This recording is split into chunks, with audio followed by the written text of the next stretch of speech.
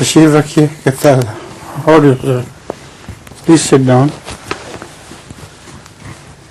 how do you say please sit down S'il vous plaît, asseyez-vous. hein Asseyez-vous. asseyez-vous Asseyez-vous. Assalamu alaikum yes please Assalamu alaikum, Huzoor. he is our political correspondent last time he was absent Sorry, Huzoor, I was stuck in London. अच्छा Pourquoi Allah a-t-il mentionné le moustique? Dans le Saint-Coran, il y a beaucoup d'autres choses que les hommes ne sont pas capables de copier. So why in the Holy Quran Allah mentioned the mosquito, the creation of the mosquito, while there is so many other things that man cannot also create or copy? mosquito I have written a long chapter on mosquitoes in my book Revelation. Have you read it? Yes. So why don't you get the answer? I have read it, I think No other insect yes. like this carries so much disease all over the world. In fact, most other diseases as well are offshoot of malaria, which is caused by mosquito. For example, tuberculosis in Thar, Pakistan, is because of malaria fever. At night, the fever subsides, and then they feel so cold that in that cold they suffer from pneumonia and similarly tuberculosis, etc. So offshoots of malarial fever are so many. I don't remember now exactly, but I think I have written in my book. Show me one other insect which carries so much disease. This is why Allah has mentioned it particularly. Huzour a dit qu'à propos du moustique, j'en ai parlé dans mon livre, Révélation. Huzour a dit que parmi tous les insectes, aucun autre animal ne transmet autant de maladies que le moustique. Et il y a beaucoup d'autres maladies. Bon, la maladie principale, c'est la malaria. Et de la malaria, il y a beaucoup d'autres maladies qui sont des suites de la malaria. Huzour a mentionné le cas au Pakistan, où il y a beaucoup de tuberculose. Alors les gens attrapent la malaria, ils commencent à ressentir le froid, etc. Ça devient des pneumonies et des tuberculoses. Et Huzour ne se rappelle pas de tous les exemples, de toutes les maladies donc, qui sont transmises par le moustique, mais il en a parlé longuement dans son livre Révélation. And what is your joke? Have you got one? Yes, please, Huzoor. Good.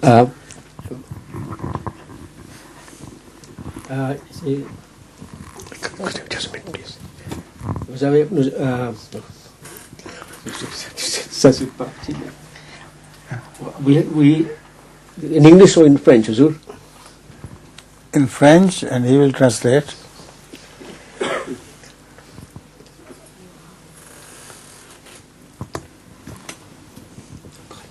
C'est d'après... Qu'est-ce que c'est Un prêtre. Oui, il y avait un prêtre, Huzour. Il commençait à... De l'eau commençait à monter un peu jusque là. Alors, un pompier arrive, lui veut aider, mais malheureusement, il ne peut pas parce que le prêtre ne voulait pas. Et puis, ça continue, et puis deuxième fois, un autre prêtre arrive, le deuxième prêtre. Le deuxième pompier arrive, mais il refuse, il ne veut pas. Troisième fois aussi. Il disait que moi, c'est le Dieu qui m'a aidé. Mais il arrive là-bas, il se trouve devant le Dieu, et il dit, qu'est-ce que tu fais ici? Je dis, oui, j'ai demandé un peu aide de vous, et je n'ai pas eu l'aide. C'est bien ça? Vous voulez trouver quelque chose? Not much of a joke. C'est difficile, c'est complètement difficile, c'est difficile. Okay, this is a priest who is walking in the jungle, and then he fall into quicksand. Quicksand, yes, yes. And then when he got sand up to his knee, there's a fireman who comes. And he said, give me your hand, I will help you. I will. And the priest said, no, I don't need your help, God will help me. Then he got sand up to his chest. The second fireman comes and asks for help. He said, no, God will help me. Third one, he's got sand up to his neck. The fireman comes and says, give me your hand, I will help you. He said, no, God will come and help me. So obviously he dies, and then he meets God. And God asks him, what are you doing here? And the priest said, well, I thought you would help me. And God said, well, I'll send you 3 firemen. What else do you want from me? I see. Good. Have you heard, that's not a big joke, but the way how to kill mosquito. You asked about mosquitoes. There was an advertisement that in this shop we sell a device with which you can kill mosquitoes easily. So somebody paid a few pounds for that big box and went home and opened it, and there were 2 stones.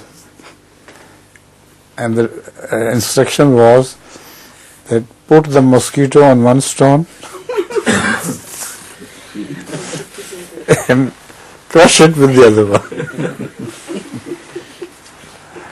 Come on. Assalamu alaikum, Hazur. Quelles sont les qualités d'un bon mari selon l'islam? So what are the qualities of a good husband in Islam? Big one? A good husband, what are the qualities you should have? Good husband. Qualities? Yes. Qualities. Qualities, yes. Like he has all the qualities of a good husband. So why don't you look at yourself and study your own qualities? Bonjour, a dit de Monsieur Arif les mêmes qualités que vous avez. Donc vous devez regarder vos propres qualités, vous verrez ce que c'est qu'un bon mari. Hazur, I have a joke. What do you?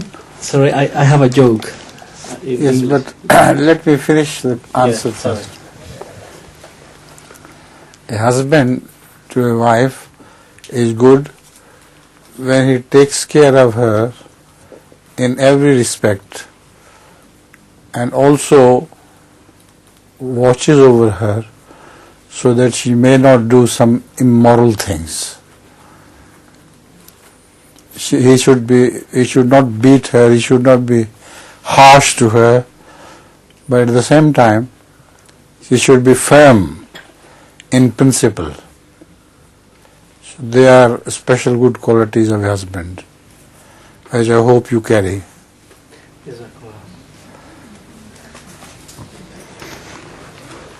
Bonjour, à compléter la réponse donc sur les qualités d'un bon mari.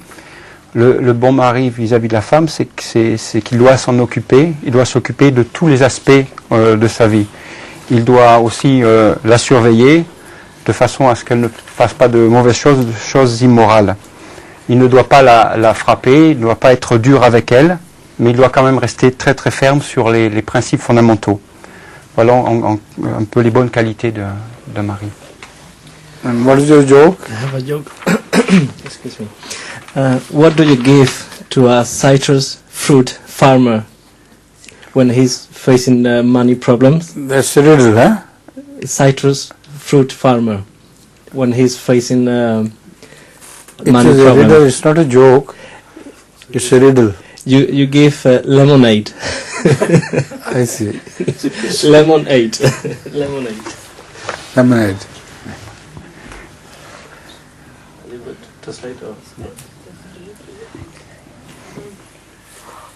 Assalamualaikum Hazur. Well, Tom. Allah's made animals and He's made a lot of them. He's made dangerous ones and normal ones. And why has He created the ones? Why has He created animals that kill other animals? So Allah has created animals, and He has created animals that kill other animals. Why did He create animals that kill part of His creation? This is a law of universe, that every powerful animal kills the lower animal. You slaughter sheep, you slaughter hen, etc., because you are more powerful, and you utilize the meat of those. So the same is the principle which governs the entire universe. Every bigger animal eats the smaller animal. Big fish eats the small fish. You understand? Je dis que c'est une loi fondamentale de l'univers. Les plus forts tuent les plus faibles. Par exemple, les hommes, ils tuent les moutons, les agneaux, etc. Parce on le fait parce qu'on est plus fort et on les mange. C'est un principe fondamental. Les animaux les plus grands, que ce soit les poissons ou les autres, mangent les plus petits. Salam alaikum, Huzour. Dans l'islam, on doit accepter les invitations, pourtant on ne peut pas toutes les accepter par faute de temps ou autre. Quelles sont celles que l'on peut refuser et comment le faire?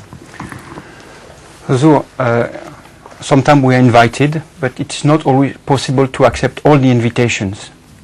Which are the ones that we can accept, the ones where we cannot, and how to do it if we have to refuse invitations?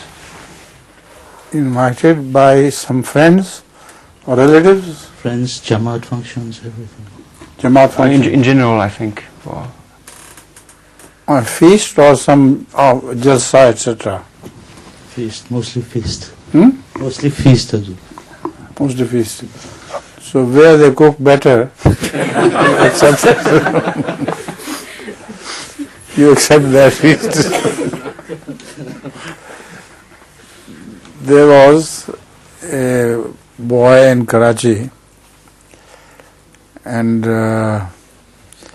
he invited me and my family to a hotel, and very loudly started boasting about the fact that he had not spent a single penny from his pocket in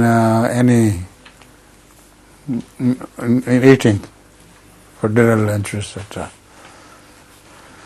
So we asked him, how does he eat when he doesn't spend any penny? He said, I have written down in my pocketbook the weddings parties when they are going to take place in different areas. So I go dress myself properly and go to the wedding party, and each section of, the Bharat people and the bridegroom and the bride people, they both think I belong to them. And with the result that they take special care of me and give me the best food. So if you want to choose, you should go for the best food. Huzour a demandé des précisions sur le type d'invitation, si c'était des fonctions de la Jamaat, etc., ou si c'était des repas. En fait, c'était pour des repas. Donc le conseil de Huzour, c'est si on a beaucoup d'invitations, il faut choisir celle où la nourriture sera la meilleure. Il a aussi cité l'exemple d'un garçon à Karachi qu'il avait invité, lui et sa famille, et qui leur a expliqué que lui, il ne dépensait rien du tout lorsqu'il était invité, qu'il se nourrissait très bien.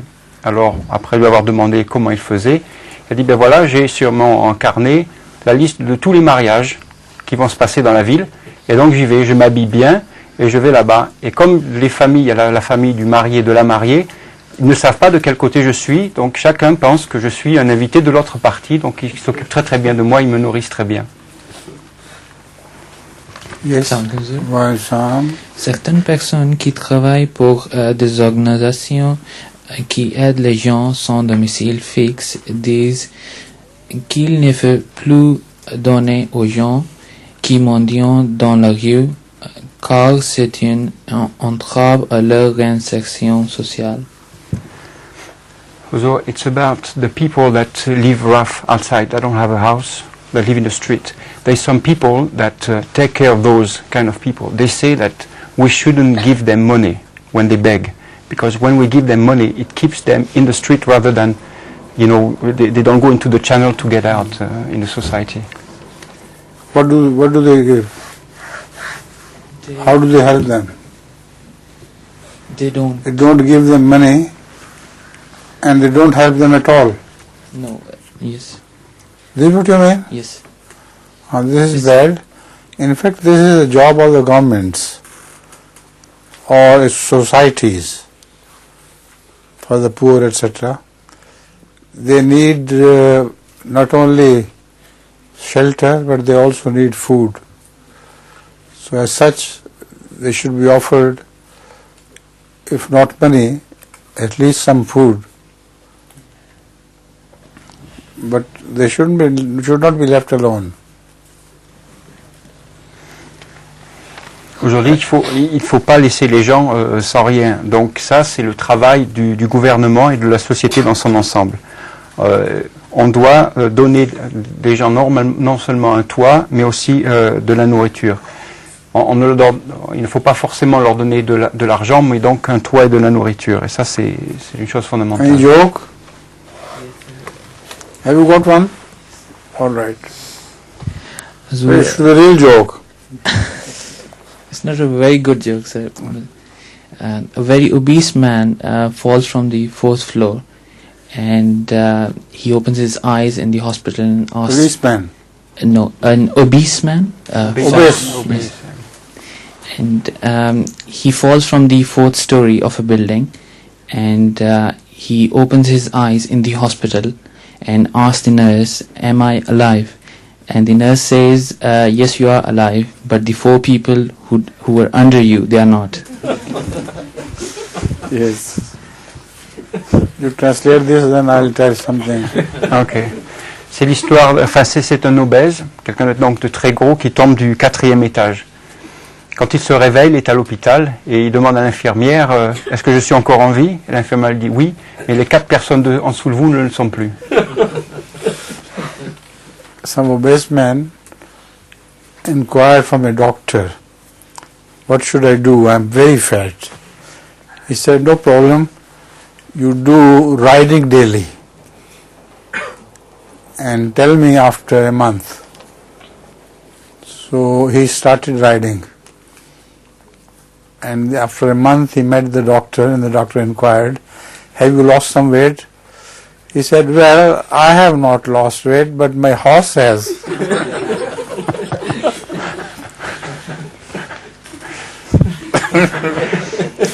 C'est aussi notre histoire d'un obèse qui va voir son docteur parce qu'il se sent trop gros et lui demande comment faire pour maigrir un petit peu.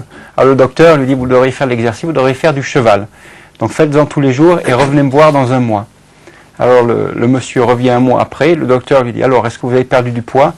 Et l'obèse dit non, mais par contre mon cheval, oui. Assalamu alaikum. Wa salam. Le saint prophète sallallahu alayhi wa sallam a invité les musulmans à enfranchir les esclaves. Et de nombreux hadiths rapportent les récompenses immenses pour cet acte. Mais il ne l'a pas formellement interdit. Les gens qui pratiquent cela seront-ils punis?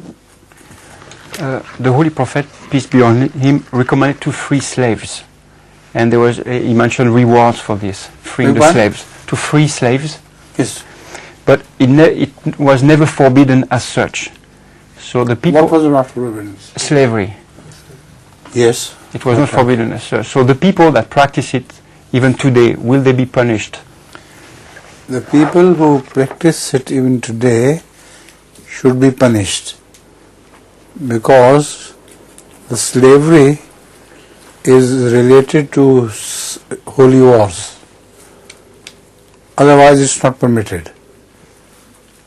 Hazrat Sallallahu Alaihi Wasallam has strongly admonished that if you make a free person your slave, you will go to hell.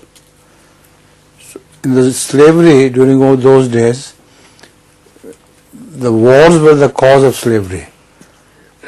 There were no prisons, no war camps, with the result that you could not set them at liberty after you have conquered them. So they were handed over to various homes, and they were kept there, and they were not only kept but taken care of. So this is why Rasulullah said that slavery, relieve a slave, and this will be the benefits of freeing a slave. But nowadays, it's not a question. There is no question. There is no slavery. Aujourd'hui, que les gens qui pratiquent l'esclavage devraient être punis de nos jours. Car l'esclavage, dans l'islam, c'est lié aux guerres saintes. Sinon, ça ne devrait pas exister. Le saint prophète, paix soit sur lui, a dit que si on prenait un esclave, si on faisait un esclave d'un homme libre, alors on irait en enfer. À cette époque-là, il y avait des guerres, mais le système de prison n'existait pas. Donc lorsqu'on avait des prisonniers, ils étaient répartis dans les différentes maisons, et c'est là qu'on les gardait, mais aussi où on s'en occupait. Et le saint prophète a aussi dit que de les libérer, c'était une très très bonne chose. Donc aujourd'hui, cela ne devra absolument pas exister. What do you say joke in French? Plaisanterie ou blague. Your pleasantry, please. It's not a very good one. Play. Huh? It's not a very good one, but I'll try. There was an American student traveling and for part of his studies, and he was traveling in Australia. But he was a very boastful and very proud person. And whatever he saw, he said, in America, this is better, this is bigger, and everything was better and bigger in America. And the Australians were getting very fed up with this attitude. In the evening, when they were sitting down having dinner, a kangaroo jumped out of the bush and disappeared into the darkness. And the American was very surprised. What was that? So one of the Australians said, "Oh, don't you have any grasshoppers in America?" Don't you have what? Don't you have a grasshopper? I see. This is Australian grasshopper. Yes. Translate. Oh, that's French. There was an American who was very boastful. He went to Switzerland, and there he told a farmer where he was staying as guest that I have got a car which I travel so fast that within one day, now my farm is so big that by car I travel and take full 1 day to reach from one end to the end to the other. So this farmer said, I have also got a car like this. The farm was small. It takes full day to reach. Translate the two jokes? Yes, that's true, naturally. Okay, c'est un Américain, un étudiant américain qui est en visite en Australie avec des amis. Et à chaque fois qu'il voit une chose, il dit aux États-Unis, on en a une qui est plus grande ou plus grosse et meilleure et ceci, cela, sans arrêt. Les Australiens, ces amis australiens, commencent à être un peu fatigués. Un soir, comme ça, ils sont en train de manger près de la brousse, et un kangourou sort d'un buisson et disparaît aussitôt après. Alors l'Américain, il est vraiment très surpris, il dit, mais qu'est-ce que c'est que ça? Les Australiens, il dit, vous n'avez pas des sauterelles en Amérique? Good one. Alors, la deuxième, c'est un Américain qui est en visite en Suisse. Il est invité par un fermier, et il est aussi il parle aussi beaucoup des États-Unis, tout est mieux et plus grand. Il dit, moi j'ai une voiture qui est très très rapide. Et bien avec ma voiture très rapide, pour aller d'un bout à l'autre de ma ferme, ça me prend la journée. Et le fermier suisse lui dit, moi aussi j'ai une voiture comme ça. En fait, c'est une petite voiture qui marche très très mal. Salam alaikum Hazur. Wa alaikum salam. Pensez-vous que de grands poètes, philosophes, scientifiques, etc. soient parfois inspirés par des djinns? So, do you think that great poets or scientists and so on could be influenced by genes? By genes? By genes, yes. Everybody is influenced by genes to a degree. You know, great people or wise people's children also become wise and great by inheritance, and that is done through genes. but not necessarily. Sometimes they fall into bad company and begin to waste their time, then they become nothing. But genes also have a part to play, of course. So I think there's genes, not genetic, the genes. Genes is genes.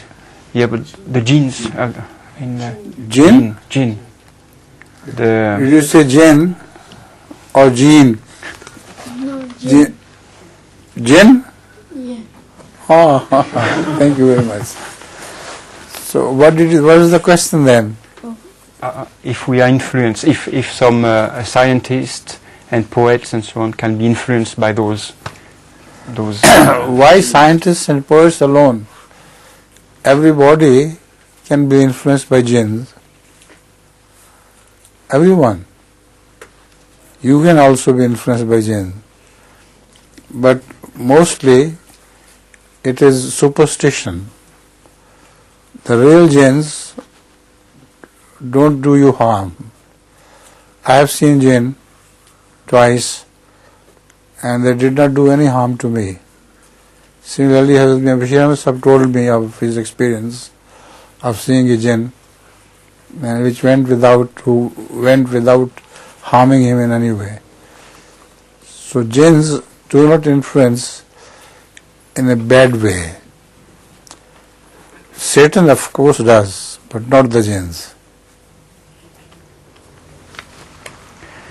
Hojo dit que tout le monde en fait peut être influencé par les djinns, c'est pas seulement les grands poètes ou les scientifiques, etc., que ce soit les hommes, les femmes, les enfants, etc.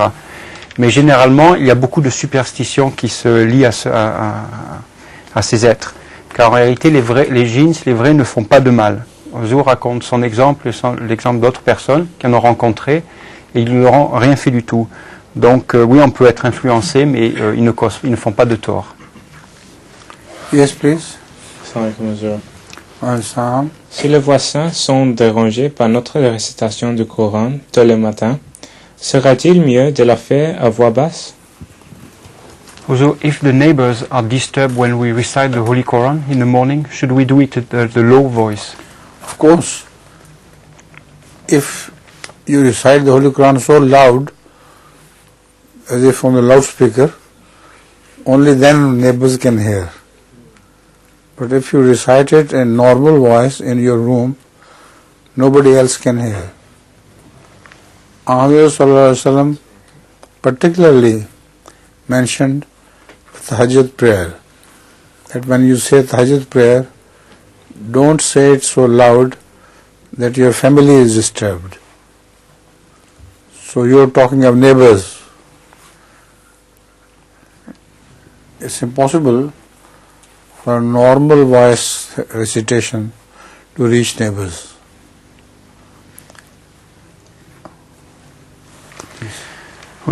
Bien sûr qu'il ne faut pas déranger les voisins comme ça. Si c'est trop fort, comme avec des haut-parleurs, etc., ce n'est pas possible. Il ne faut pas le faire. Mais normalement, ce problème ne devrait pas se poser, parce que lorsque l'on récite le Coran, on doit le faire à une voix normale et ça ne doit pas déranger les voisins. Le saint prophète, paix soit sur lui, a mentionné en particulier la prière de Tahajjud. Il a dit qu'il fallait la faire à voix assez basse, de façon à ne pas déranger sa propre famille. Donc si la propre famille qui sont tout près, a fortiori, il ne faut pas déranger donc les voisins. Sir. Quelle était la religion? Where's your coat? You're not feeling cold? No, outside. Outside? Quelle était la religion du saint prophète avant de recevoir la révélation?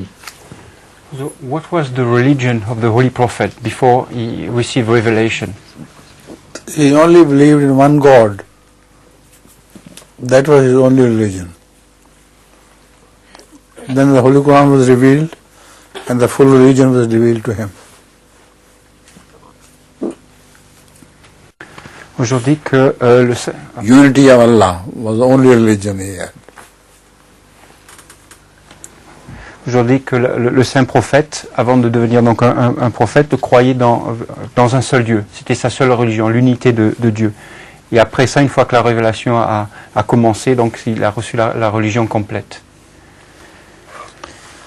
also I guess that his religion could have been that of Hazrat Ibrahim, because this was his custom, that as long as some revelation was not revealed to him, he followed the previous prophets.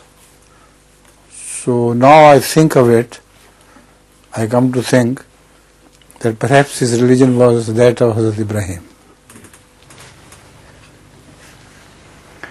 Aujourd'hui, je suppose maintenant que peut-être en fait c'était la religion d'Abraham qu'il suivait, car nous savons dans son exemple de sa vie que lorsque la révélation n'était pas encore venue, il suivait la religion précédente, c'était donc la religion d'Abraham. Donc c'est donc cela, maintenant en y réfléchissant, je pense qu'il suivait probablement la religion d'Abraham. You have a joke? Yes, please. There was a Pakistani man driving his car without his MOT. Without his MOT. And he was going to the airport to collect his mother.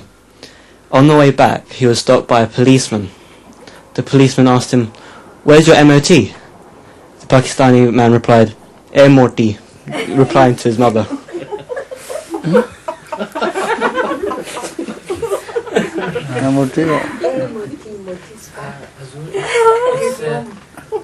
He said it's in Urdu. He says M-O-T. So when he says in Pakistan in Urdu, he says A-Moti. Yes. By pronouncing his mother. Oh, but where was she? She was, I think, in her car, in his car. So she said he's sitting in the car. All right. But you can't translate it. No. Either English or Urdu. Dans ces sermons, le saint prophète sallallahu alayhi wa sallam et le Messie promis alayhi salam faisaient-ils des plaisanteries? So in the Khutbah, did the Holy Prophet and the Promised Messiah did some jokes? Of course. Hazrat Rasulullah sallallahu alayhi wa sallam is mentioned to have said many jokes, not only to children, addressing children, but also older men. But different, especially, there were such jokes as would not hurt anybody, except for one case.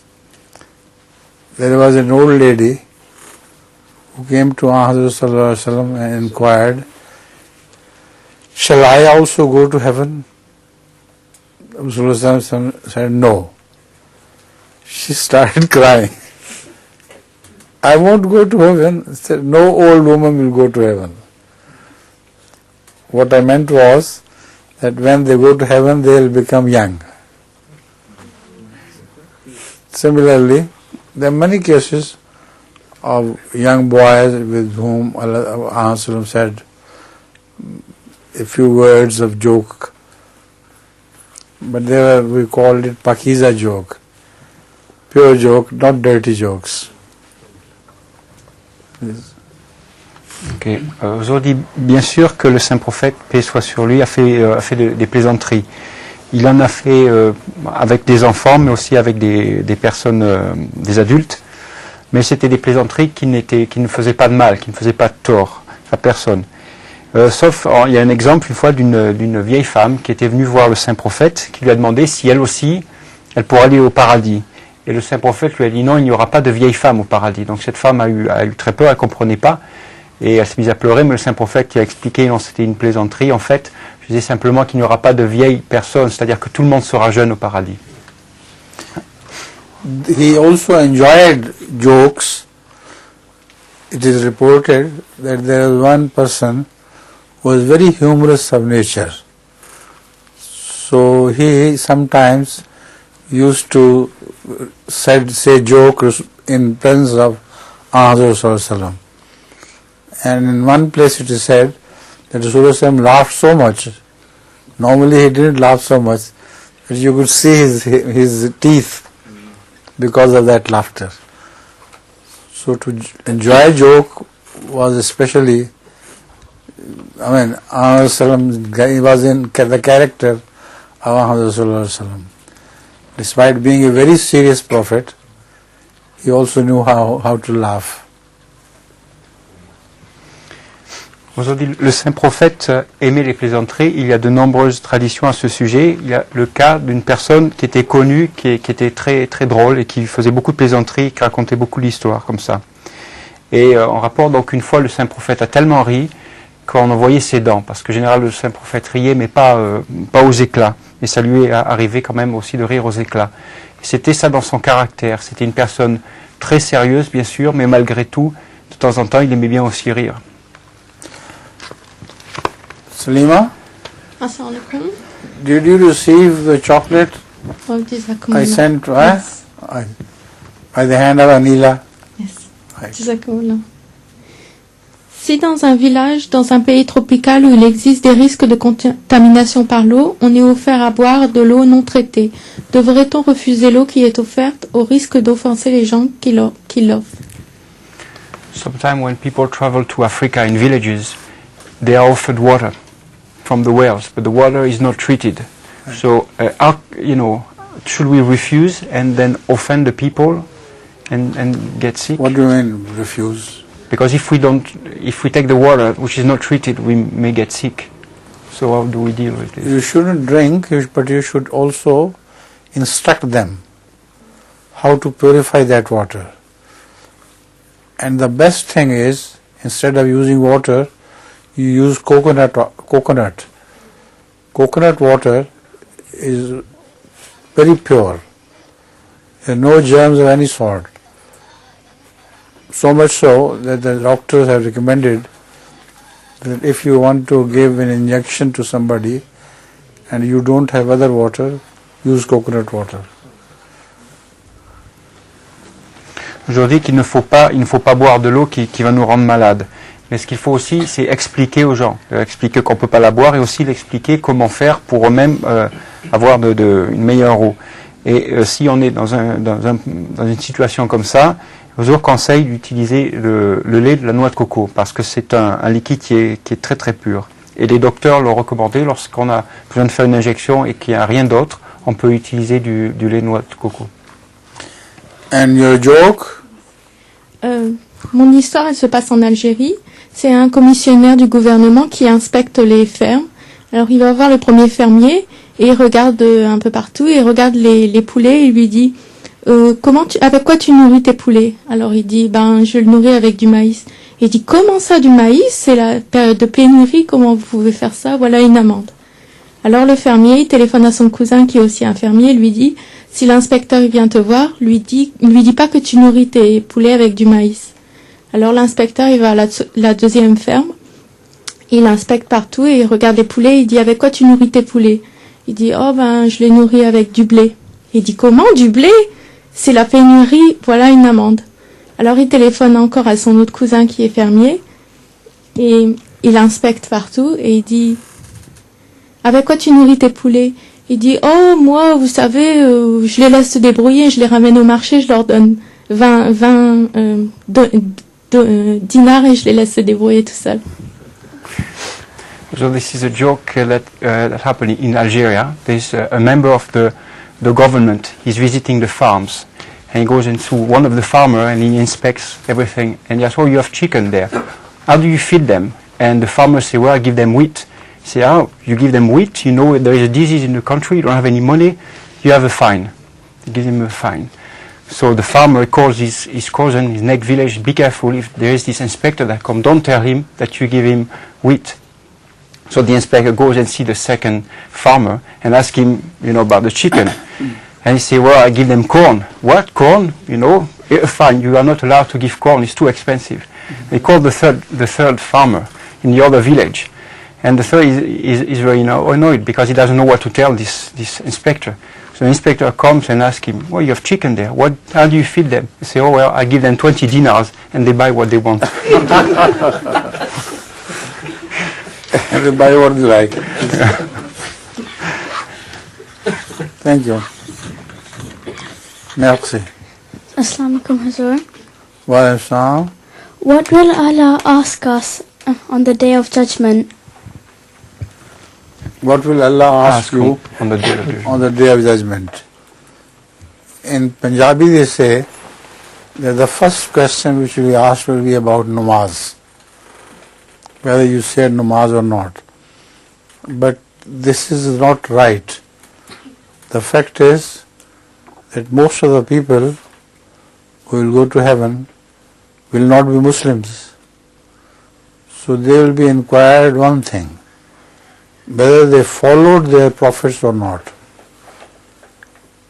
If they followed their prophets in honesty, they will be forgiven.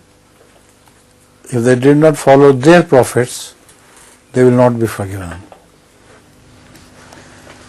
And after that, how did you treat the poor and the needy, etc.?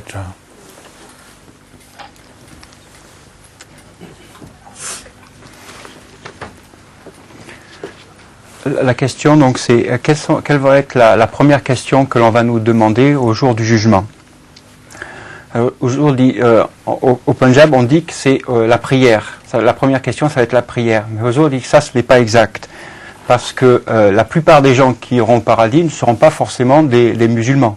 Donc, on ne pourra pas leur demander cette prière. Ce qu'on leur demandera, tout d'abord, c'est s'ils ont suivi leur prophète, s'ils ont suivi honnêtement les enseignements de leur prophète. Si ces gens-là ont suivi donc ces enseignements de façon honnête, alors ils seront pardonnés, ils seront au paradis. Mais s'ils ne l'ont pas fait, alors ils seront punis. Après ça, les autres questions, ça sera bien sûr le service des autres, comment on a traité les faibles, etc.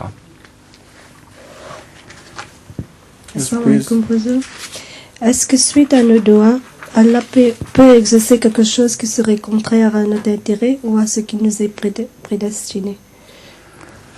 So, following a prayer, could Allah grant us things that are against our interest?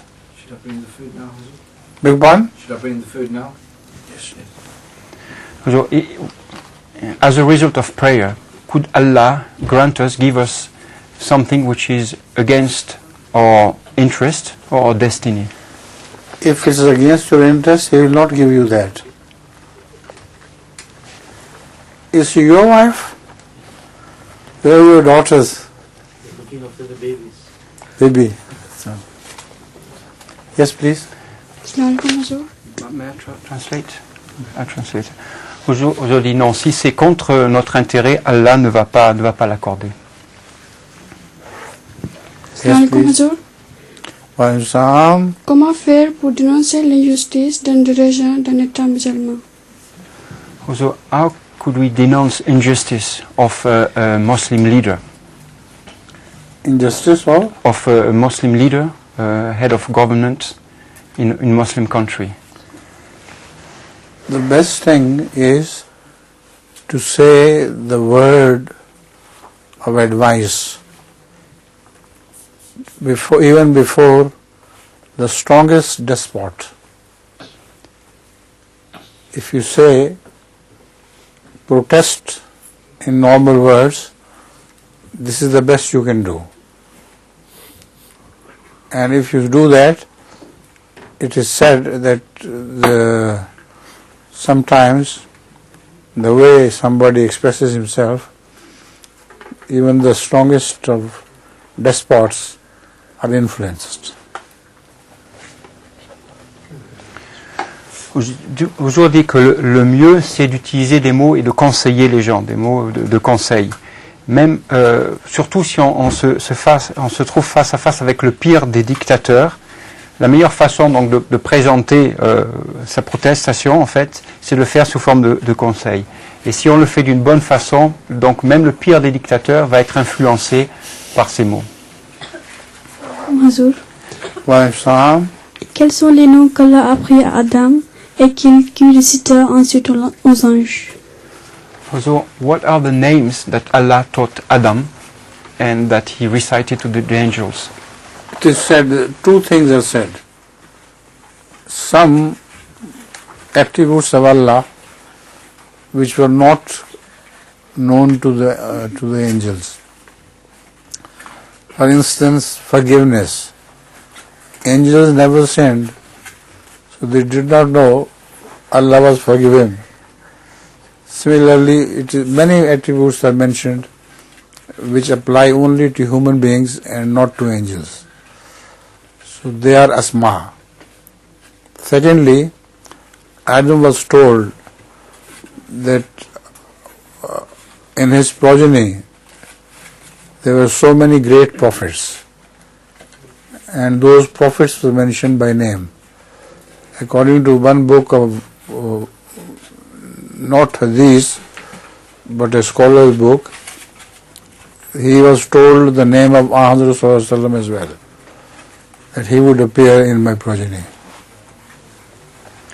Je dis qu'il y a deux choses principales. La première chose que les gens pensent, c'est que ce sont les attributs d'Allah.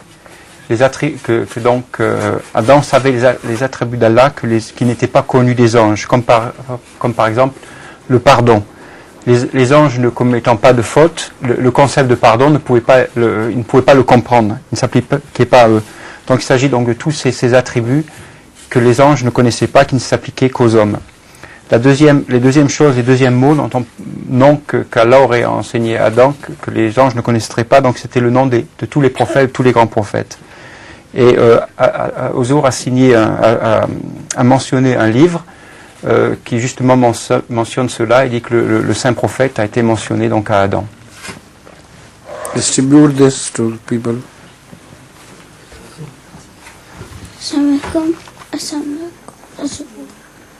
Assalamualaikum Hazur.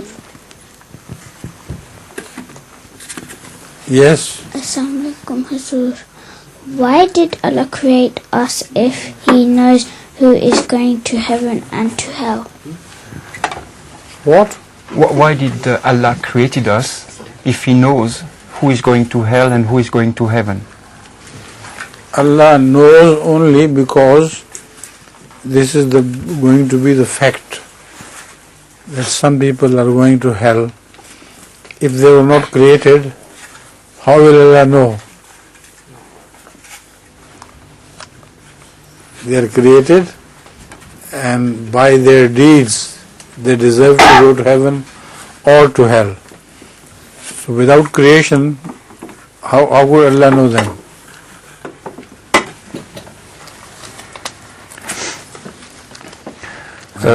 Ozour a expliqué que c'est simplement parce que c'est un fait accompli. C'est dans la création elle-même que les hommes font le bien et font le mal. Donc ceux qui font le bien iront au paradis, ceux qui font le mal iront en enfer.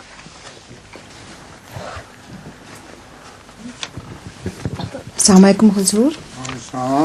Lorsque Dieu a donné la Palestine aux Juifs à l'époque de Moïse, l'ont-ils pris par la force et comment se sont-ils comportés vis-à-vis des habitants? Quelles leçons en tirer pour les problèmes actuels? Also in the time of Moses, when the Jews were given Palestine, how did they take it?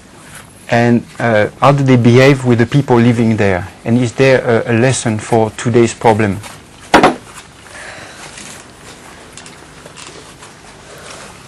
The Jews were given Palestine. At that time, they were much better Jews than the Jews of Israel you see nowadays. And they must have treated people with honesty and justice. Aujourd'hui, dit que les Juifs de l'époque de Moïse étaient bien meilleurs que ceux d'aujourd'hui. Et donc on peut penser qu'ils ont traité les habitants de la Palestine de cette époque de façon plus juste. Salam alaikum Hazur. You joke? No. Si une personne peut venir à la Jalsa et n'y va pas, comment peut-on les convaincre de faire un effort? So if some people could go to the Jalsa Salana but they are not, how can we convince them to come to the Jalsa? They don't want to? They are not coming. Or the Ahmadis? Yes, yes. They don't come to Jalsa. Tell them the importance of Jalsa Salana in the words of Hazrat Masih Maud Islam. That's the most you can do. Then if they don't come, leave them alone. Aujourd'hui, que si ce sont des Ahmadis, donc qui ne viennent pas à la Jalsa, la meilleure façon de les convaincre de venir, c'est de leur donner, de leur dire ce que le Messie promis lui-même a donné. Et on ne peut rien faire de plus donc de dire quelles sont les bénédictions, etc., que le Messie promis lui-même a expliqué. Finished?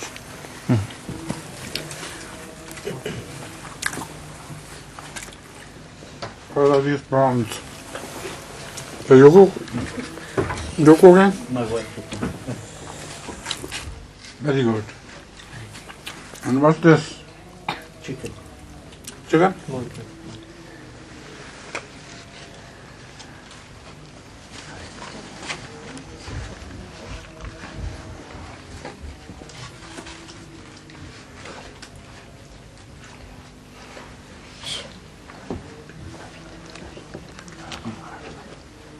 You like to have some Thank you very much, Jazakallah. prawn? Jazakallah.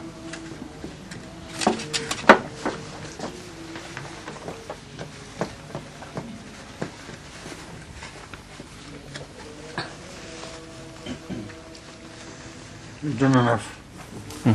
Okay, thank you. Thank you very much.